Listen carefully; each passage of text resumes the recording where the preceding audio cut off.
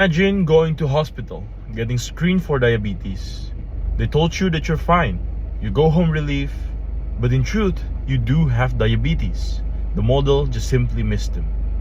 Tree-based models like Random Forest and XGBoost are widely used for diabetes screening. They're accurate on paper, but most studies only use explainable AI to confirm what we already know.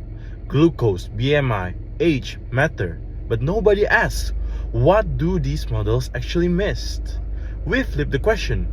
Instead of using SHAP and LIME to confirm the model is right, we use them to audit every confusion matrix outcome, especially the false negatives, diabetic patients the model missed. In this research, I'm using a 768 female Pima Indians dataset from Kaggle.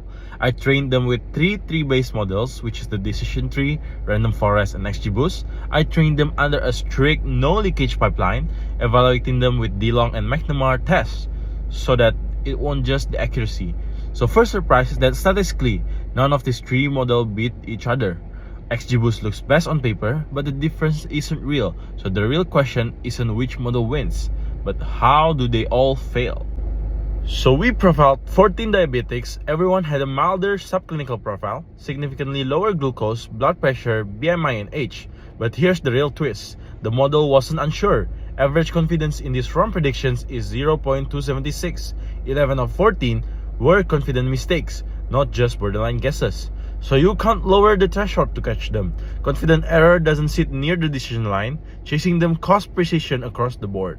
So to close, first, the three models are statistically comparable, but there is no single winner, so the model choice should follow clinical priority, not a marginal ranking. Second, they share a one blind spot, which is the subclinical priority, So to close, first, the three models are statistically comparable. There's no single winner, so model choice should follow clinical priority, not a marginal ranking. Second, they share one blind spot, which is the subclinical diabetes patients miss again and again, and miss with a high confidence, not uncertainty. Third, that blind spot is invisible to accuracy and AUC alone, and the thresholds can't cheaply fix it. Which is why atypical cases need a human second look, and the bigger takeaway is that explainable AI is far more useful when it's used to audit failure, not just to confirm successes. One limitation worth naming is the dataset is small and demographically specific, which is the Pima Indians woman only. So this doesn't generalize everybody yet. Future work can use a large, more diverse data, clinical experts in the loop, and a three-class framing that flags subclinical cases directly instead of forcing a binary yes or no. Because the goal isn't a model that is usually right, it's knowing exactly who gets it wrong. Thank you.